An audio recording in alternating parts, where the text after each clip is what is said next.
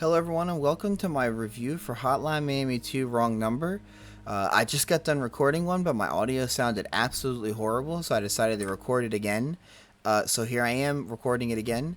Hotline Miami 2, let's talk about the gameplay first. The gameplay is a drastic increase in every aspect. They've increased the weapon types, they've increased how weapons interact with each other, they've increased the way the characters use the weapons. They've increased the firearms, the melee weapons, and they've really taken the extra time to make them feel different, or at least seem different, even if they serve the same purpose. I like the different masks that are available for each character, although I don't think they do that much in the grand scheme of things. I know a regret he had from the first one was that, other than the Tony mask for melee, nothing really mattered. That was, like, the best one, and nothing else really changed the gameplay. Sorry, Eddie. Which I understand is why they probably backed out on it a little bit the way they did here. Which I think is a good idea. Some masks in the first one were just infinitely better, which invalidated stuff. So by making masks be variants on characters and having characters take on missions, I do think that's a good way to get around it, which allows a character like Tony to still exist and be busted without Tony mask invalidating the difficulty of the whole game. Speaking of difficulty on the game is difficult. I would argue that this one is much harder than the first one. It ramps up better, whereas the first one I felt like the level design was difficult, but it mostly came from the, not density, but the difficulty came instead from the layout of the enemies, less so the level design. Like, where the enemies randomly could be felt so much more painful than in this one, which I think helps this one a lot. Sometimes the enemies are a little more predictable, which is good and it's bad. It's good in the sense that it's easier to get around difficulties and try to formulate a plan. It's bad because if something is difficult and it's ass and it sucks, it's ass, it's difficult, and it sucks regardless of what you do. You just have to find a new way, which is good. I think that's the whole point of Hotline Miami, is figuring out how to find your own way and then capitalizing on that, and then seeing how your playstyle evolves throughout the game to do it. Of which they've allowed you to become much more creative with it.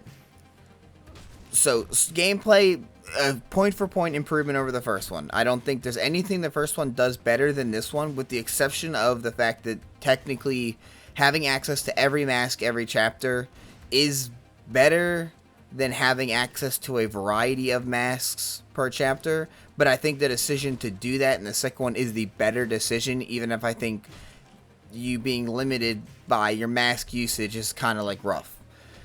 Beyond that, I think that's a good place. I don't think anything bad about it. After that, the storyline for the game is very, very good.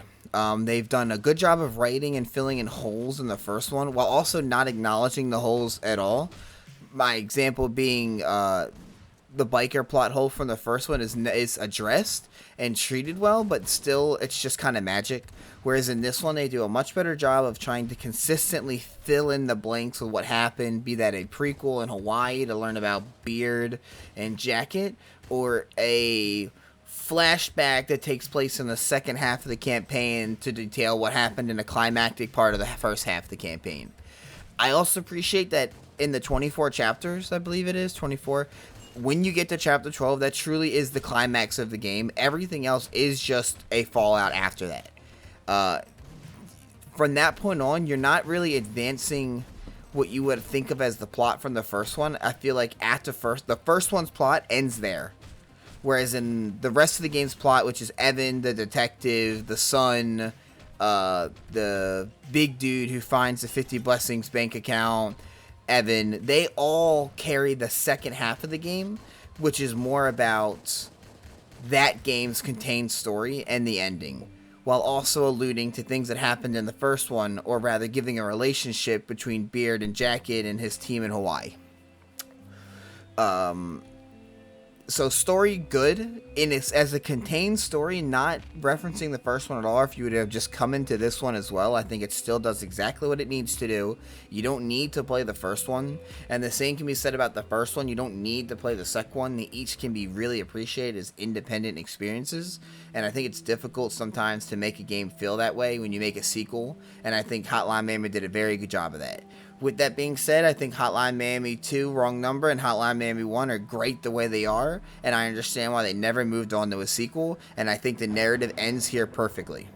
So lastly, before we end the video, the soundtrack is a gigabanger. They are back at it again. The use of the Hotline Miami theme during like a climactic part in the story was absolutely amazing. The way they finally explained what that Polaroid was by using context clues in the second one was also really good.